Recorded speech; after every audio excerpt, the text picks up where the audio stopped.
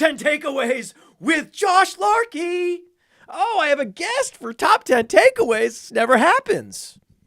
Till now. Feels good. We chose the right week for this. Oh my God. I was just thinking that. I was like, man, I'm going to have Josh on for like the greatest week. I mean, if it was some of these weeks, man, I don't know if you've been paying attention to the NFL much over at the 33rd team, but this NFL's been a struggle.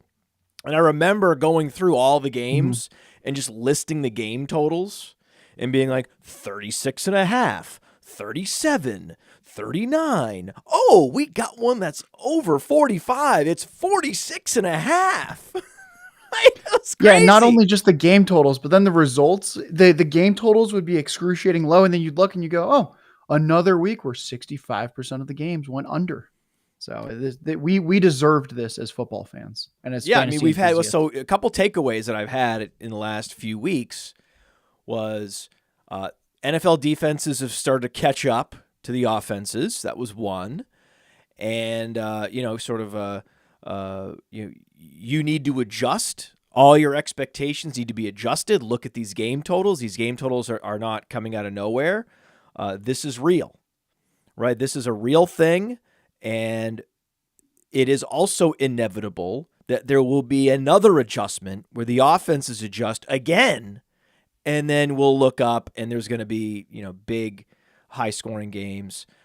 Also, even if you go all the way back to the first couple weeks of the season, it was, they don't play in preseason anymore. So you can see that these are some very rusty offenses. They're not on the same page, clearly.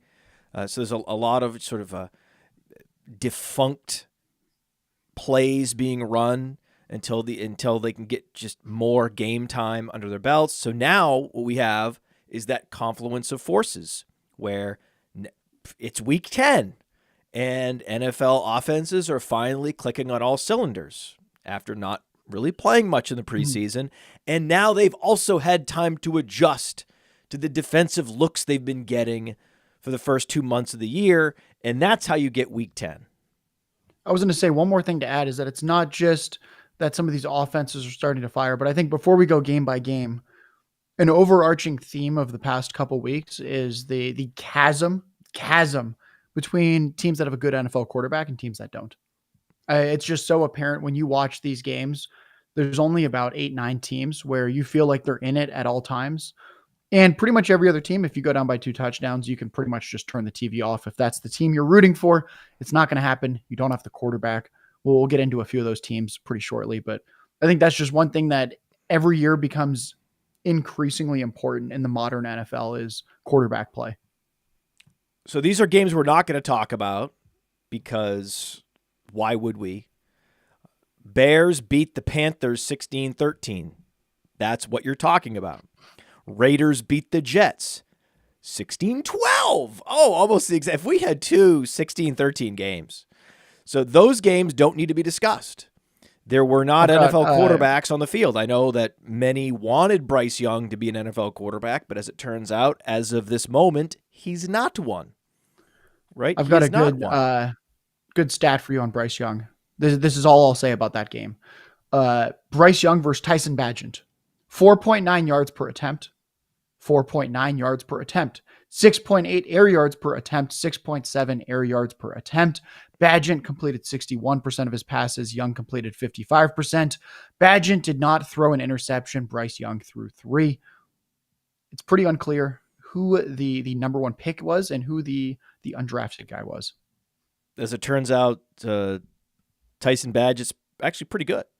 If you're undrafted and you're starting as a rookie and you're winning some games, that is incredibly impressive. I don't care what the stat line is. And if you're the number 1 overall pick and your team grossly overpaid for you, including just the most egregious throw-in of a DJ Moore you'll ever see, yeah, here's an alpha receiver. I mean, the guy we're trading up to get sure could use him, but we'll just give him to you for no reason and just an egregious overpay. Here you go. So that was one of the grosser trades, and it's looking grosser and grosser and grosser. I remember where I was. I was on the George Washington Bridge when that trade came down, we were on a back then it was called Twitter Spaces. We were talking about trade reaction, right? Big blockbuster trade reaction with Anand and Dury, and I believe you dialed in, Billy dialed in, a bunch of people dialed in. I remember where I was talking about that trade, being like, "This is bad. This is mismanagement, right?" So, and then doesn't matter who they draft, right? This is a bad trade. This sets a bad precedent for future teams looking to do this. No one should look at this as anything close to fair value. And then they got the pick wrong, which just, okay. So, and then we have another game. Colts played the Patriots in Germany, and I feel really bad for the Germans. The German people deserve better than this game. This was a 10-6 game where we had a backup quarterback against Mac Jones, who should not be a starting quarterback in the league. Mac Jones, I think we could say, is a future backup quarterback in the league. Mac Jones is now looking the part of the quintessential NFL backup, where if we go down the list of all the NFL backups, he's going to be a top 10 backup for the next decade. That's what Mac Jones is. Yeah, it's just like Bryce Young, Tyson Bagent. Who's the first round pick? Who's the backup quarterback between Minshew and Mac Jones? A little bit unclear in this one. Yeah, I don't know.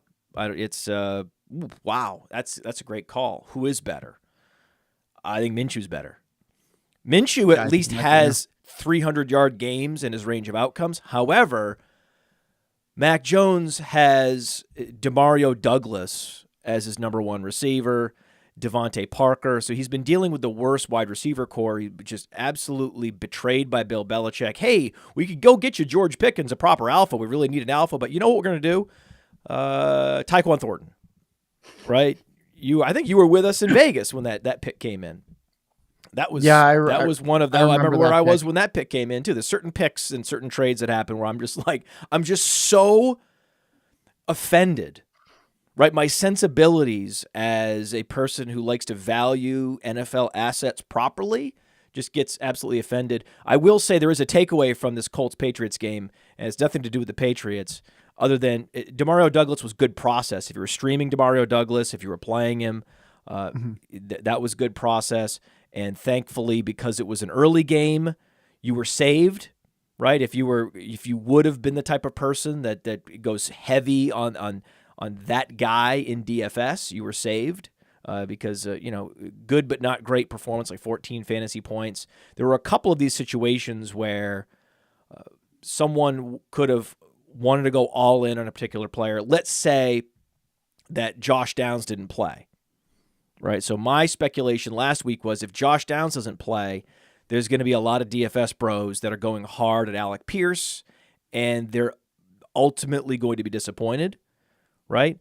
But Josh Downs played and saved them from that, and also that the game was played at 9:30 in Germany, so it wasn't on the main slate. So we're all fortunate. Bottom line, very fortunate this game was not on the main slate. But Michael Pittman was the best trade target that we saw coming. Right? With hindsight bias, you could say a list of 20 guys that are great trade targets. Fine, right? But no hindsight, when you know it's going to be Minshew for the rest of the season, one of the more obvious trade targets where Pittman hadn't really broken out heavily, right? Hadn't put up big numbers yet, but was getting those 10 to 12 targets every week whenever Minshew played. And then in some cases was also getting the super skewed target share, like 35-40% in some cases, even with Anthony Richardson playing. So with Minshew back there, Minshew potentially throwing for 50 attempts any given week, Pittman was the best. Did you happen to trade for Michael Pittman at all? Yes, I put out some offers. I got him in one of my leagues because it was the same idea where if we know a player's talented enough and then there's this monumental offensive shift that benefits him, you should probably trade for him. I always like to say that we with trades you buy high and you sell low.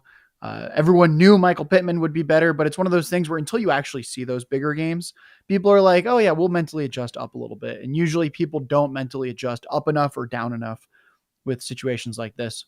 So yeah, I think anyone that traded for Pittman's pretty happy right now.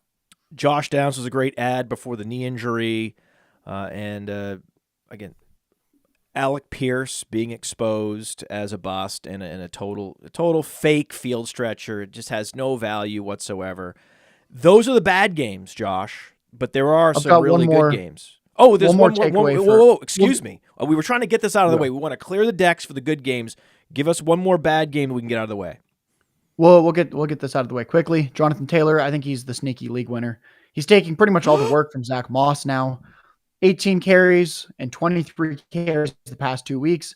He's run 43 routes to Zach Moss's 6 over the past 2 weeks. The playoff schedule for the Colts, weeks 15 through 17. Steelers, Falcons, Raiders, Steelers and Raiders, top 8 in yards per carry allowed to running backs, top 8 in fantasy points allowed to running backs. And then the Falcons, even though at face value do not look like a defense to target, we kind of know at this point it's a team in decline pretty much across the board. So I'm very happy to have Jonathan Taylor on some teams, and the ones that do, I'm expecting top 3 fantasy production for that final 3-game stretch. And now we have great games to talk about after this. This episode brought to you by Mojo. Mojo is that player stock market. We love Mojo because we like making lifetime bets on players. You run out the clock on these guys. Mojo just rolled out a brand new fantasy platform. That's right. So now you can build a portfolio of player props. Oh, Jamar Chase, over 77.5. Oh, Kadarius Toney, under 15.5. Whatever the under is on Kadarius Toney, doesn't matter. You can just stack up the props in your portfolio. And the beauty is, once the Sunday games kick off, it's not over.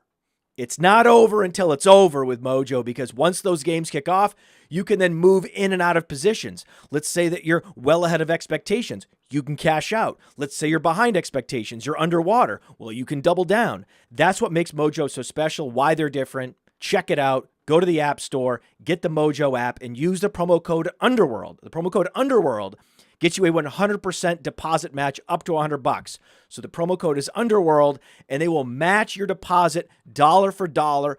Go to Mojo, start building your portfolio, and then during the games, you can be a fantasy day trader. Woo! Woo! The chat has some ideas for us. They have some takes. They want us to talk about Najee Harris and Jaylen Warren. Yes, Jaylen Warren looks better. That's clear. Does that matter? It seems to be mattering. It's starting to matter, actually. It matters eventually. And someone else says, make me love Tony Pollard again. I don't think that we're capable of doing that. If you're looking for a rediscovery of Tony Pollard love, this is not the show. We're realists here. Unfortunately, I hate to say it. When Rico Dowdle's outproducing him, I hate it. I hate it so much. And there's nothing I don't have a lifeline to hold on to with Tony Pollard. We'll get into all that, but to start, let's kick off with one of these epic performances. I'm gonna pick one. There's so many. I'm gonna pick one right now. Texans Bengals, Josh. Texans Bengals. What we'll do, you and I will give one takeaway from each game. I'm ready. You want me to kick it off first, or do you want to start us off? Give it to me. I think just in general, we'll just go with Stroud is a fantasy elevator. I think the only guys that come to mind would be Patrick Mahomes and Aaron Rodgers when it comes to guys that are just elevating the way that Stroud has. I remember going on record and feeling pretty confident at the start of this season when everyone was healthy and you look at the depth chart saying, I think the Houston Texans have the worst receiving core in the NFL. I think anyone that disagreed with me was like, no, they're bottom 5, not the worst. Nobody out there was pounding the table for this Texans receiving core. And the fact that Stroud had another phenomenal performance, this time without his top receiver, Nico Collins, it kind of feels like you can just put anybody out there who's a an NFL receiver, and they will produce fantasy points. It's the kind of thing that you love, especially for Dynasty, where guys like Tank Dell are just attached to this man. Hard to see Nico Collins going anywhere but staying in Texas at this point for the next few seasons as well. So you just want Texans redraft Dynasty. Thank you, CJ Stroud. Yeah, when I look at this, the first thing I think is trade for Nico Collins in Dynasty. Mm-hmm. That's my first thought. Look at this. I'm like, you got to get Nico Collins, man. You got to get it. This is amazing. And, just too bad these games when no Higgins. You feel bad for whenever you have a player like a Nico Collins or a T. Higgins that is not participating in a shootout like this. It's always sad. Tank Dell, 14 targets. So it's not guaranteed that Nico is even going to be the primary option next year. It's looking more and more like it's going to be Nathaniel Dell. Doesn't matter. You want that guy. And hey, free square wide receiver paid off in Noah Brown. It's rare that the free square wide receiver actually pays off, but it actually happened this time. 24 fantasy points from Noah Brown. You love to see it. On the Sonic Truth podcast, we were talking about CJ Stroud versus Lamar Jackson versus Joe Burrow in Dynasty and how he's joined that tier. No one would argue that he's joined that tier. The question is, when does he supplant these guys? So last week he supplanted Herbert. Now it's about, can he supplant Burrow and Lamar? And after this performance, over 350 yards, on the road, what? With these receivers, with a journeyman and Noah Brown, with a cardboard cutout replacement level move tight end in Dalton Schultz, with Nathaniel Dell, who's 5'5", in heels, right? With Robert Woods, like what? Right? Some of the dustiest and slowest and smallest players that are on the. Well, I think it's now a question of Bengals have given up. Yeah, but I think it's over. I think he's past Burrow and he's past Lamar, and now it's on to when can CJ Stroud start to approach the God of God tiers in Dynasty. Yeah, I mean, the Bengals had not given up 30 points in a game this year. CJ Stroud was the first doing it with that receiving core without Nico Collins on the road. It just doesn't get any better than that, because it's not like the Bengals have played terrible offenses all year. So, yeah, CJ Stroud looks like, I mean, I think you could say he's playing at a top 3 quarterback level right now as a rookie with this supporting cast. Think about what you just said. Everybody go to their podcast app, their YouTube player, go back 60 seconds. I would ask you to do this. Just go back 60 seconds. Just re-listen to everything Josh said. As soon as I finish talking, you don't need to hear me. Listen to Josh. Okay? So now what we're going to do is for every truly great game, we're going to go to more of a blowout game, but a blowout game with some interesting positions. I'll start with the Titans Buccaneers. Okay. Will Levis. Will Levis had the fakest debut in NFL history. I think the real Will Levis is standing up, and 200 yards, no touchdowns, and 1 interception, 5 fantasy points is more of what Will Levis showed at Kentucky than his first year in the league. And that's bad for DeAndre Hopkins. He got the 8 targets, but I went on your show and I talked about why I'm bullish on DeAndre Hopkins. And as it turns out, no. Like you basically had the position that, hey, until this offense proves they're going to throw the ball more, I'm not going to extrapolate DeAndre Hopkins based on one game with Will Levis. I'm not doing it. I, unfortunately, was more bullish after that one game. I was falling into an extrapolation trap, and I apologize to everybody, including my family, for that. I don't apologize for Rachaad White, though. Rachaad White looks like a bell cow. Rachaad White looks like a key piece of any 0 RB team, which he was. It's like we went as far as building teams around Rachaad White, and look up, Rachaad White is the RB8 in fantasy, and our most viral TikTok video was an individual that came on this show named R.C. Fisher, and he claimed that Rachaad White is more talented because he's a better receiver than Bijan Robinson. And as it turns out, at this very moment in time, Rachaad White is leading Bijan Robinson by like 0.8 fantasy points overall on the season. So as of this moment, R.C. Fisher has been, vindicated. Yeah, what I'll add to the Buccaneers is my takeaway from this one was I agree with all that you said. I actually had this viral Twitter thread about Will Levis after his debut, where I basically just kind of showed why the stat line was ridiculously misleading based on the stats, the film, combining it. But if we look at the Buccaneers side, I think Baker Mayfield looks like one of the better quarterbacks to have in your streamer rotation. I've talked about this a lot this year, that outside of those top few quarterback options, you really want to be rotating and carry two quarterbacks this year.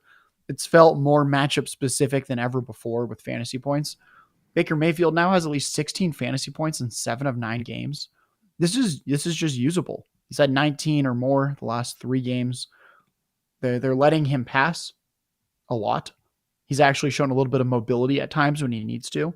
And as we said, that this trio of Rachaad White, Mike Evans, Chris Godwin, that's a very, very good trio. They have no depth. There's nobody after that.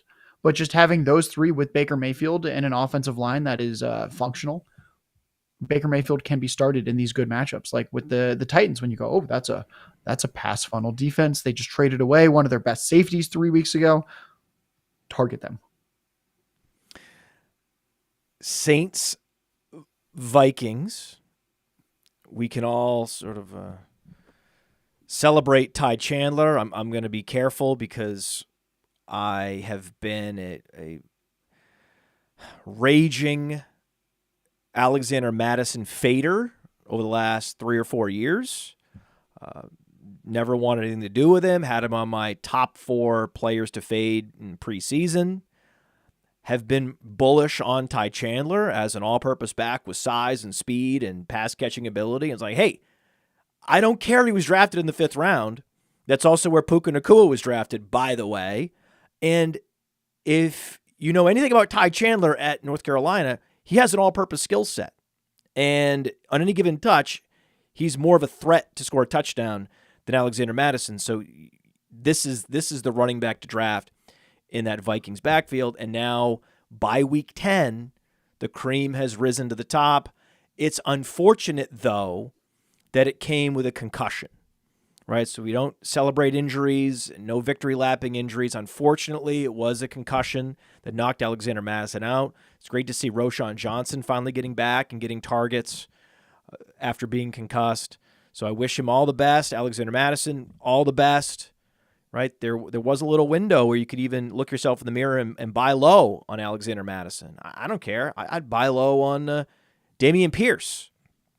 Right? Anyone that bought low on Dameon Pierce had to absolutely hate what they saw from Devin Singletary. I mean, the people that are the most furious are those that bought low on Dameon Pierce, waiting for that game, and then for him to not play, and for Devin Singletary to pop off for over 20 fantasy points. But just a little victory shake, not a victory lap, a little victory shake for Ty Chandler.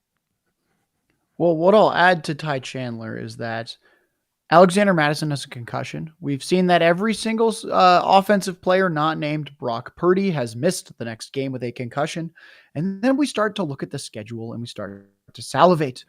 Because tonight, Monday Night Football, we get the Broncos and the Bills. The Broncos are arguably the worst run defense in the NFL. And then we look at week 11. Matt, week 11.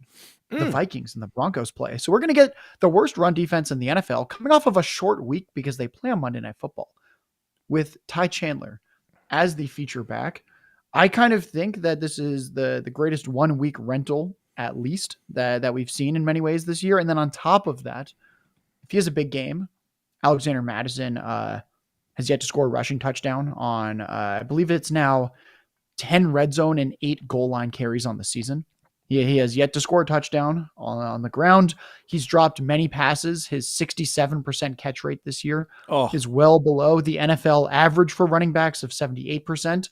And it's Madison's fault because he's been dropping passes. I think if Chandler has a big week 11, which I think is very much in his range of outcomes, given the matchup and that we think Chandler's kind of good at football, we might see the changing of the guard happening right now. Buy high on Ty Chandler. Buy high, buy high, buy high, buy high. Also, if you sold low on Michael Thomas, congratulations. Michael Thomas is dust, right? Anyone that talked himself into Michael Thomas this offseason, shame on you. For a lot of the same reasons I wasn't interested in Calvin Ridley, wasn't interested in Michael Thomas. I need to see someone show their form before I buy them based on what that form was. And Michael Thomas was never going to happen. He took way too much time off. He was basically a diminished figure based on that injury. If you have enough foot and ankle injuries, you can ask Julio Jones, you can ask Calvin Johnson. You're just not the same player. And at one point, we've been talking about, when does A.T. Perry move ahead of Michael Thomas in Dynasty? And, he certainly outproduced him with a little A.T. Perry signing and citing. 11 fantasy points with a touchdown. Love to see it. A.T. Perry, just a quality receiver, a receiver that when you get drafted in that zone of day 3, typically there's a lot of special teams wide receivers that go in that zone. So when a pure receiver or a wide receiver only with that particular skill set goes, that is a little bit more of a signal that, hey, the NFL likes this guy. Puka Nacua, similar draft capital to A.T. Perry. So A.T. Perry is only going up from here in Dynasty. Same with Olave. Olave is a great fit with Jameis Winston. We talked about this the first time that Derek Carr went down, that Winston's always been the better quarterback for Chris Olave, and then showed it on Sunday, right? You look at the splits of Olave with Winston versus Olave with Carr. See, he had 94 total yards. 79 of those yards and the touchdown were with Winston. That should not be a surprise. It's just whether Carr is healthy or not, Winston is a better skill match for Olave. So Olave could be one of these guys that pays off in the second half at his late second, early third draft capital. He was going after Garrett Wilson. Garrett Wilson still gets there every week, right? Garrett Wilson is the embodiment of the Tom Savage corollary. I mean, I've never had, since DeAndre Hopkins 5 years ago in Houston, we haven't had a wide receiver do this, get there solely based on target volume as the undisputed alpha, regardless of who the quarterback is. And so you love to see when you have a rule of thumb that is one of your North Stars in fantasy football, to have a guy embody that and prove it. So we have another proof point from at least the last 5 years, right? Every time you don't see a guy come around for 5 years, like, wait, is this really a rule that we should be following? And then, Garrett Wilson reproving the rule. You love to see it. Next game. What game do you want to talk about now? I'll just quickly drop a Viking stat. Josh Dobbs, since week 2, is the QB7 in fantasy points per game with over 20. Well, speaking of Josh Dobbs, it was C.J. Stroud at the beginning of the season. That's what late round quarterback drafters, that's what they were snagging, right? Then quickly, once Stroud was no longer in the free agent pool, scooping Sam Howell. Right, Sam Howell was a streamer du jour for weeks and weeks, and then everyone looks up and goes, wait, if he's just getting me 300 yards every week, should I just start him and not think about streaming anymore? I think I have my starter now. And is that guy Dobbs? Is he soon to be the next Sam Howell? Well, I certainly think so. We've now seen 2 really good fantasy performances with the Vikings, and he gets Justin Jefferson back next week. I don't know how else to say it other than the guy's producing Mongo fantasy points, and then you give him one of the 3 best offensive skill players in the NFL. I don't see how he does any worse. So okay, rest of season, you got Baker Mayfield, you got Sam Howell, you got Josh Dobbs. Of those 3, who would you take? I'll take Josh Dobbs. Yes! Second in Yes! rushing Oh, behind yes! only Lamar. Yeah, just give me Josh Dobbs. Great supporting cast, and he's the most mobile of the bunch. I like my quarterbacks intelligent. I like when they work at NASA. And I like when they play with these incredible supporting casts and with good play calling, which the Vikings have all of that. So yeah, I'll take Josh Dobbs.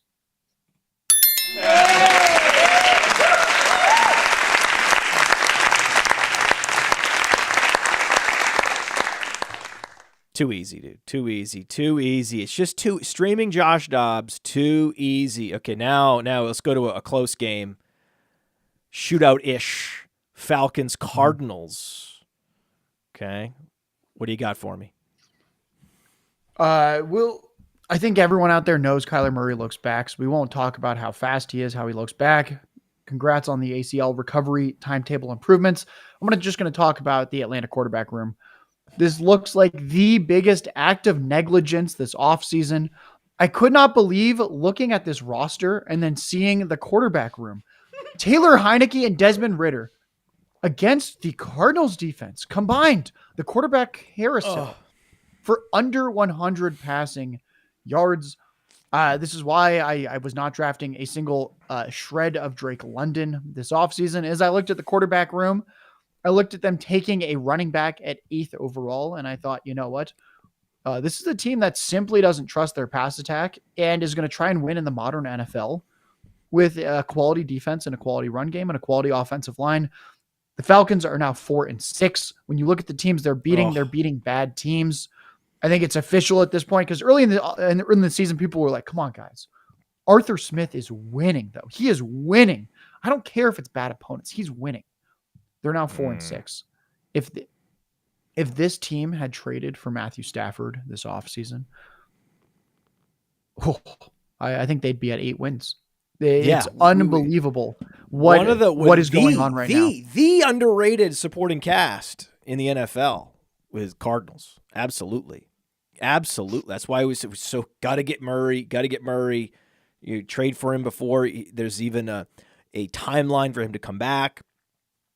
And everybody's top trade target the last couple weeks has been Marquise Brown.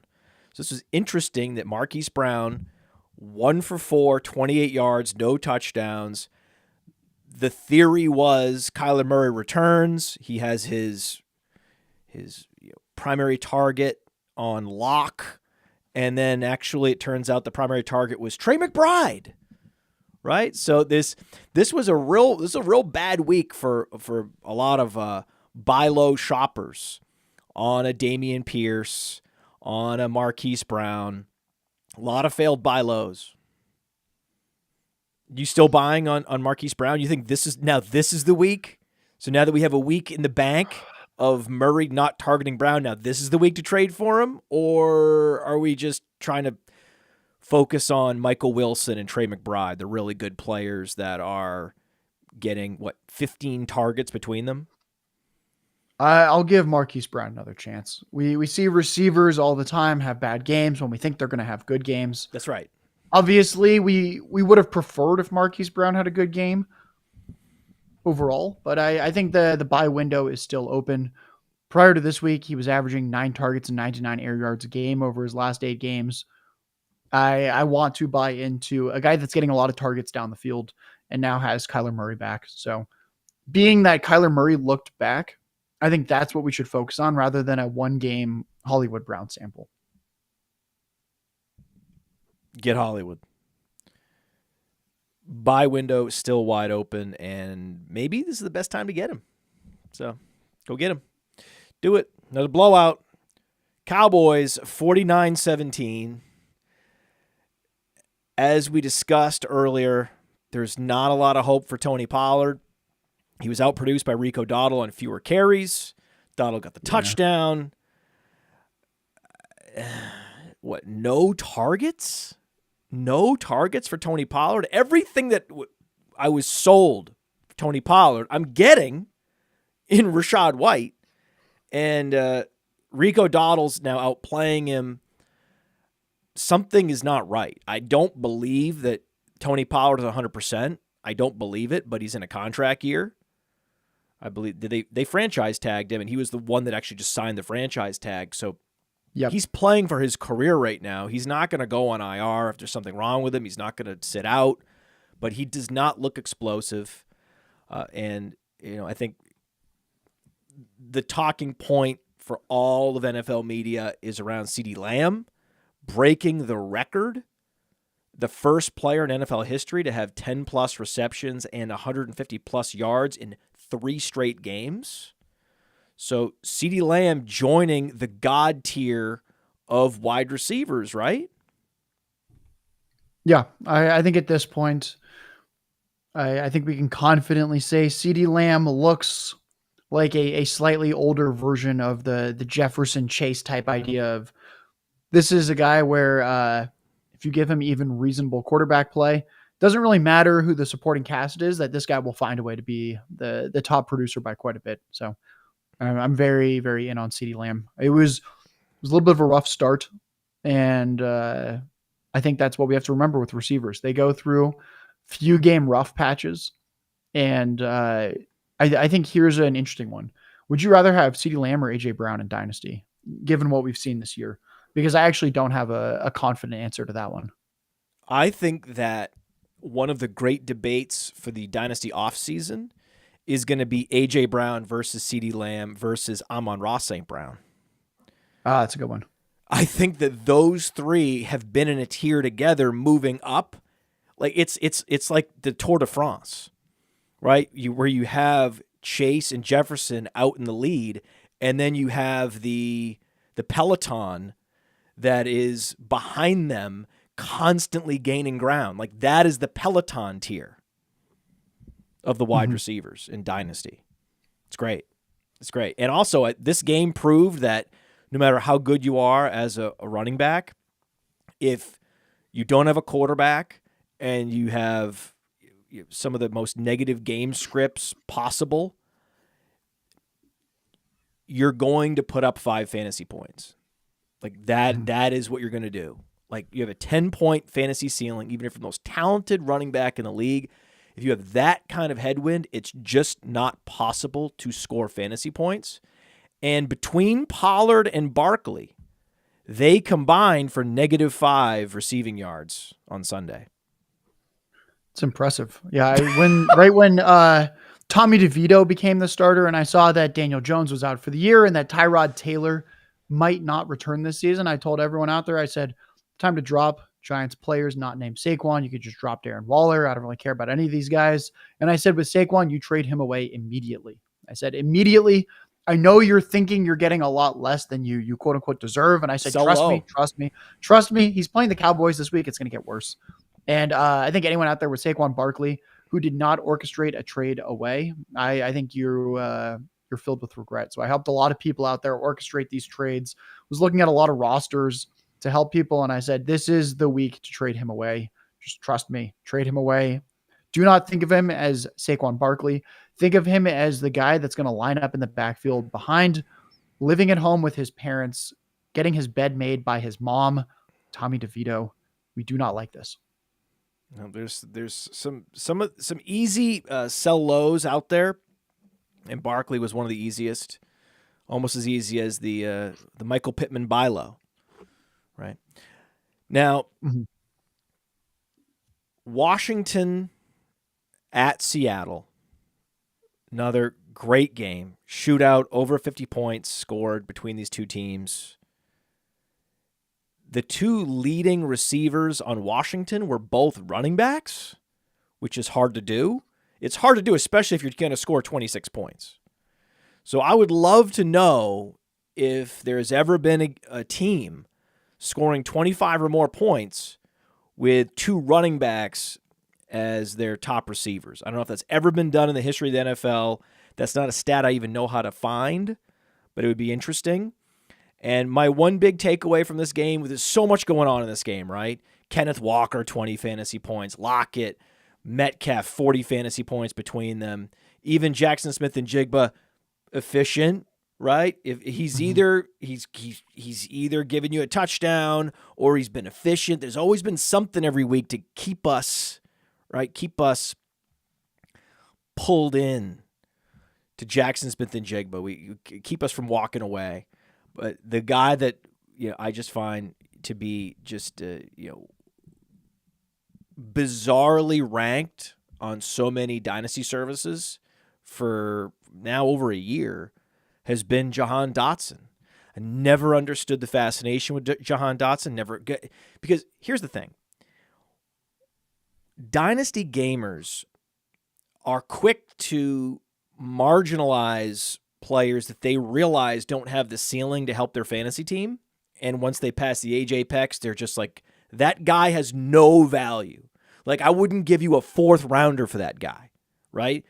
And that mode of operating is typically optimal, right? That way you're not ever overpaying for players that essentially can't help you win a championship, but can help you get a worse draft pick. So I understand why that mentality is so popular, and more people are adopting that mentality every year in Dynasty, and I applaud that. But there is this follow-on result of that, which is suboptimal, which is if you are going to say that Curtis Samuel is a 0, what then it leads you, the logical next step, the logic ladder then leads you to believe that Jahan Dotson's more valuable than he is. Where the problem is, even if you're not willing to give up a 4th rounder for Curtis Samuel, that's fine. But know that Curtis Samuel has already proven himself to be a better receiver than most receivers in the league. Okay. Mm-hmm.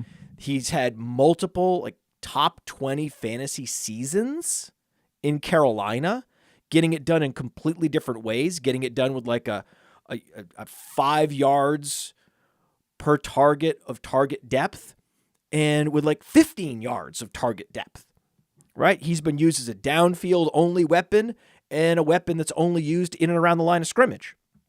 He's super versatile and he's reliable and explosive. And he's a player that every coach is going to want to try to get on the field and try to get the ball in his hands, even if we know there's no way in hell he's going to help your fantasy team win a dynasty championship. But that guy is still a relatively high bar for someone like Jahan Dotson to come in and outplay and marginalize.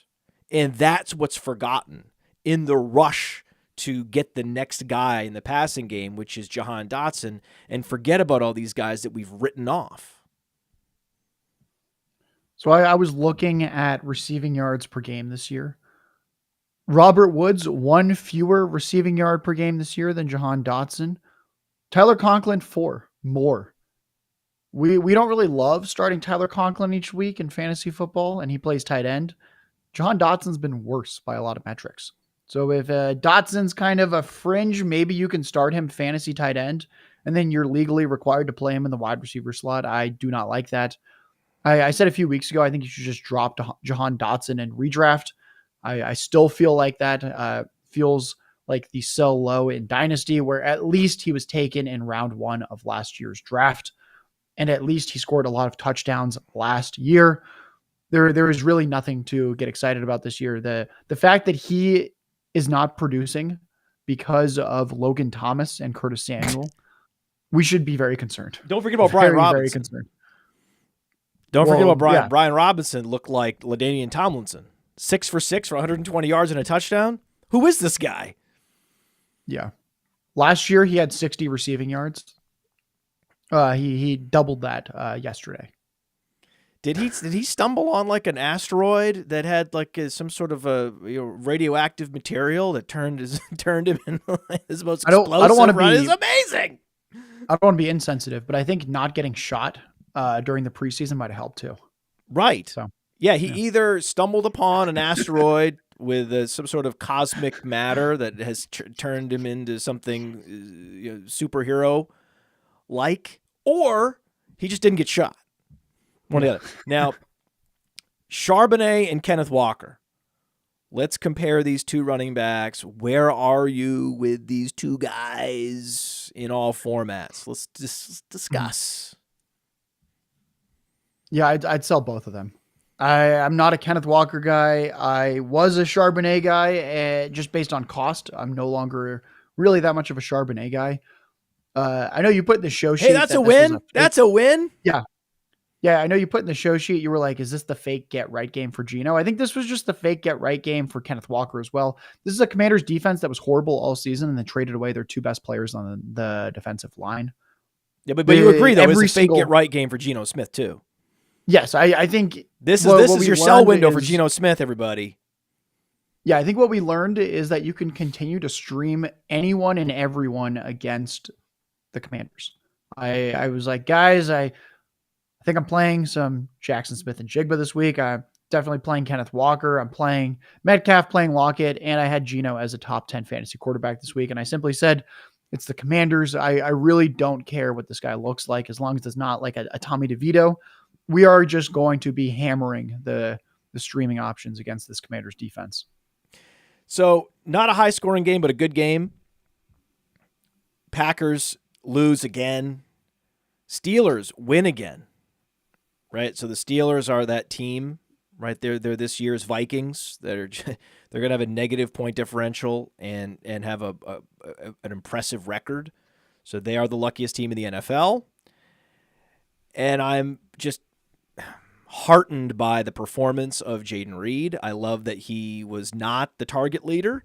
He was not even the second target commander. That was Aaron Jones. Aaron Jones, 6 targets, 20 yards. Woof. Right, Aaron Jones, 13 carries, 35 yards. Woof.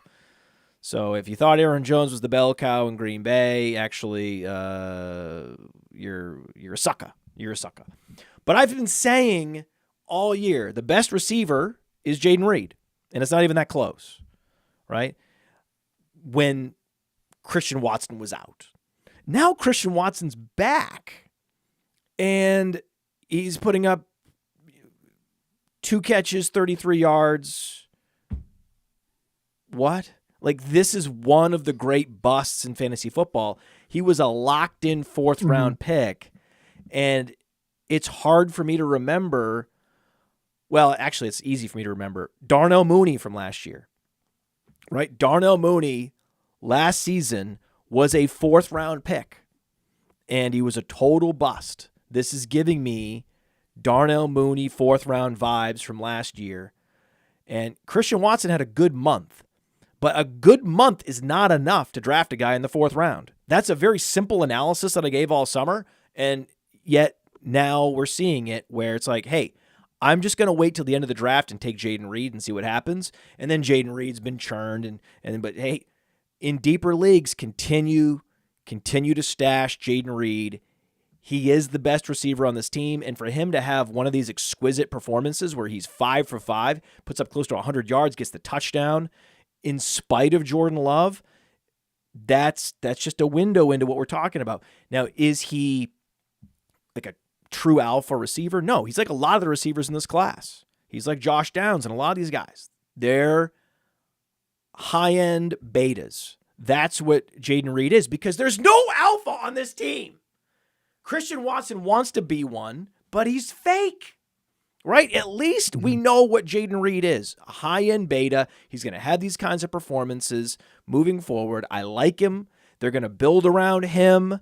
Maybe Watson, just the injuries have piled up, and he false start on the season and hasn't been able to get back online. That's understandable, but there's a few key pieces to build around in this offense. One of them is Jayden Reed. One of them is Luke Musgrave. They were the 2 leading receivers, and the rest of this offense can be just shed in the offseason as they have to retool and rebuild this entire roster from the studs up. They thought, hey, we're going to go into the season with all 23-year-old skill position players. Well, that's fine if they're all good. Most of them aren't, actually. Romeo Doubs is bad. But you do have some good ones to build around. There is a nucleus to build around. But how Aaron Jones is still a Packer, given that this team is in rebuild mode, is again, malpractice by the front office in Green Bay. Yeah, I'll take a victory lap and then the opposite. I'm going to go ahead and victory lap not liking Christian Watson. We talked before about how CJ Stroud looks like the talent elevator, like a Mahomes, like an Aaron Rodgers. And that's kind of what I was starting to think. I was like, you know what? The drop off from Aaron Rodgers with Christian Watson to Jordan Love is pretty terrifying. I will unvictory lap. I will take the opposite. All offseason, I said my favorite late round quarterback is Kenny Pickett. I liked that he had some mobility. I liked his supporting cast. I like that the Steelers always seem to have competent products on the field. But I will take the L. Kenny Pickett, useless. Useless in fantasy football. He's useless. He hasn't reached 20 fantasy points in a single game. He started 21 NFL games. Terrible. It reminds me why college production early matters for quarterbacks. Pickett did nothing his first 4 years. He gets a great supporting cast in year 5. He has a great offensive line. So much time to throw. He's older than his competition. Then he succeeds. You want to know who is a better fantasy asset than Kenny Pickett through their first 2 seasons? Zach Wilson. Zach Wilson had multiple 20 fantasy point games as a rookie and in year 2. No! Kenny Pickett, at this point, still through 21 starts through 2 years, has yet to reach 20 fantasy points. In best ball, you would have rather had the first 2 seasons of Zach Wilson than the first 2 years of Kenny Pickett. Shame. Despite Kenny Pickett potentially having a better supporting cast and better coaching staff, I cannot believe that I'm saying it. Kenny Smallhands, certifiably a worse fantasy asset at this point from what we've seen than Zach Wilson. Oh, that's a great takeaway. And I'm with you, man. We were fading Christian Watson, and I was buying Kenny Pickett. Kenneth Pickett Sr. He's no longer Kenneth Pickett Sr. He's now Kenny Pickett Jr. He is Kenny Pickett Jr. That's all he is. He's not what I sold him to be. A lot of other guys are. Sam Howell is. A lot of guys are what freaking Gardner Minshew is. Everyone is getting what we thought we might get from Kenny Pickett from all these other streaming quarterbacks, and I'm sorry. What is the anti-victory lap? We need a word for that. Yeah. Tell us in the chat, is there a good word for the anti-victory lap? Because we need to. Yeah, that's what I need to Is it the take. shame? Something shame.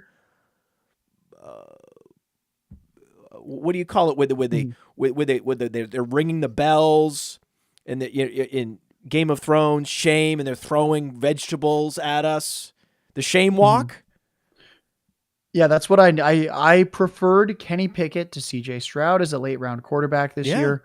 Sure. Obviously, we preferred Stroud in Dynasty, but in redraft, I was like, guys, why would you wait a little extra time to take a Stroud when you can just take the Pickett? And oh boy, that might be the worst take of that might be my worst offseason take was Pickett over Stroud. And I really didn't see myself getting burned by it. Shame Little walk. did dude. I know I'd get scorched. We gotta take a shame walk. We'll take the walk of shame. Yeah. Oh God, damn us. Tough to do. You know what? We can't be right 100%. That doesn't exist. Fallibility. Admit fallibility. Very important. Anyone that doesn't admit fallibility is a fraud.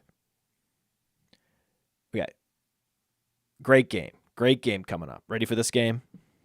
Browns, Ravens. I watched this game with my daughter. Oh, my God. So good. So good. So good. Yo, I think we'll start off. I'm going to talk about David Njoku. I know the player profiler audience has been Njoku truthers throughout. It's been rough at many times, but what we're seeing right now is thank you to PJ Walker. Thank you to Deshaun Watson. A lot of the times this pass game looks most effective is when they're manufacturing line of scrimmage touches, little swing passes to Mr. Njoku. The target share has been at least 21% each of the past 4 weeks. Double-digit fantasy points each of those past 4 weeks. He's had at least 7 targets in 5 of his last 6 games. The past 4 games, he's had 10 red zone targets and 4 end zone targets. Everyone out there is trading for Dalton Kincaid, Trey McBride, and redraft, Dynasty. Those are the sexy new names, and I agree. You should be trading for them. Let's buy high. Let's buy high on Kincaid, on McBride at this point. But I think we should also, if you want a consolation prize, who's a lot cheaper, David Njoku is suitable. When we look at the fantasy playoffs, weeks 15, 16, 17, he gets the Bears, then the Texans, then the Jets. Bears and Texans are top 4 fantasy matchups for tight ends. And then the Jets are the 16th best tight end matchup. you might be like, Josh, that sounds like a strange thing to get excited about. And then you realize that the Jets are not the 16th best matchup for tight ends. They are the 32nd, the worst wide receiver matchup. What do we have here? We have I'm going to coin the term, a tight end funnel fantasy defense for week 17 with the Jets as well. We love David Njoku's schedule. We love that Deshaun Watson does not look like the guy that he was with the Texans. Turns out when you're a bad person off the field, I'm convinced he's harboring guilt. He's a terrible person. He's harboring guilt. He doesn't. He has no guilt. He's harboring what he's been harboring all along, which just doesn't have the receivers to conceal it. He's harboring a weak throwing arm. Like, he had one of the weakest throwing arms in the history of the player profiler database coming out of Clemson. It was him and Tyrod Taylor. And as it turns out, he doesn't have a strong throwing arm. He doesn't even have a throwing motion that resembles a top-tier NFL quarterback at all. He looks like he's shot putting the ball out there, and I think that's what's happening. I think that he's being exposed without Will Fuller and without DeAndre Hopkins. He's been exposed as a premium Tyrod Taylor. That's what he looks like, and that's what week in, week out, that's what the stat lines reflect. Jerome Ford is a waiver wire hero. You're going to be happy that instead of going all in on Puka Nacua, you saved your powder and you waited a week, and then you went all in on Jerome Ford. Anyone that followed that process is going to be very happy by the end of the season. Jerome Ford's much more of a league winner than Puka Nacua. Kareem Hunt is dust. He's operating purely now as a touchdown vulture, getting no targets. That can't continue for the rest of the season. That means we're going to see Pierre Strong. Keep Pierre Strong stashed. And be careful, be very careful, selling high on Keaton Mitchell. He out-touched Justice Hill, and all that's in front of him is Gus Edwards now on a high-octane offense, a super efficient offense, and he has explosive breakaway speed. So I would go as far as saying, please don't sell high on Keaton Mitchell. If you have him, enjoy him. It can get better from here. Just remember that. It can get better. Yeah. You know how I stand on these situations. We're generally selling low, not selling high, because generally when people say, oh, it's a sell high, well, maybe not so much, because then the next week they're like, well, it's still a sell high. Oh, it's a sell higher. It's a sell higher. And you might as well have just kept those fantasy points and just kept the rising asset. I want guys where I think of it as like a small miss, big hit. What the heck are you getting for Keaton Mitchell right now? No. If he busts, you're not getting much. But it could be a pretty big hit depending on what he does. I don't think any of us out there think Gus Edwards is insurmountable. I think all of us out there would agree Lamar Jackson is good for running back efficiency. And the fact that we now have another J.K. Dobbins level speedster in this backfield with Keaton Mitchell. Dobbins was always hyper efficient with Lamar, and Keaton Mitchell's not as good. He's a lot smaller, but the idea that you can have speed kills. And in this Lamar Jackson offense, I'm very excited about Keaton Mitchell. Oh yeah, he should be. 49ers, Jaguars. Travis Etienne has finally met his match with a defense to finally prevent him from getting to 15 fantasy points. Finally, someone did it. And then, as most teams do, prevented Calvin Ridley from getting to 5 fantasy points. That's not difficult at all. And McCaffrey always finds a way, even in games where he doesn't score a touchdown, still get you 20 fantasy points. This was an interesting game, and my only takeaway is, if you were running out and putting money down on the Jaguars to make the Super Bowl, win the Super Bowl, you're thinking, oh, these are long odds. This team has one of the best records. This team is rolling. They've beaten, Indianapolis, close game. Buffalo, great game, close game, great game. Indianapolis, another close game. New Orleans, close game. Pittsburgh, close game. So they have one quality win, and they have a bunch of losses to Kansas City, San Francisco, Texas, Houston. So, Matt, I'm going to push back. I don't actually think the Bills was a great win because for the first time in NFL history, the Jaguars spent 2 weeks in London. So they had already acclimated to the time difference. The Bills come over a couple days before. That was the game where I was predicting the upset. The Bills were only 5.5 point favorites, and a lot of people were like, "Oh my God, we have to slam the Bills." And I was like, let's calm down for a second. As someone who has traveled to Europe before, oh boy, is that time difference and that plane flight killer. You get off the plane flight, the last thing you want to do is participate in athletic competition. I think anyone that's ever done a big flight with a time difference, the last thing they want to do is athletically compete within a couple days of that flight. And that is what the Bills had to do to a Jags team that had been in London for 2 weeks. So I'm not going to say it was a bad win. It was a solid win, but I think even that comes with a little bit of that asterisk because of the London 2 week for the first time ever. This is an asterisk team. This is and the conventional wisdom that, I mean, this is the absolute consensus. We're talking about 10,000 to 10,000 people. Agreed. Jaguars, best team in the AFC South. Now, not so much. Not so much. Be careful. Be careful. Be careful. We could get 2 teams from the AFC South in the playoffs. That's cool. Haven't seen that in a while.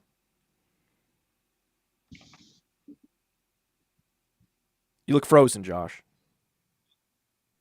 Yeah, man, my setup is not liking me right now. Josh, give me 10 seconds. Look at this. Josh was trying to think which team's better, which team has a better chance of winning the Super Bowl, the Jaguars or the Texans, and it broke him. That question broke him. We have one more game to talk about, and he's back. Detroit at Los Angeles. This was the game. Let's do it. This is the game for all time.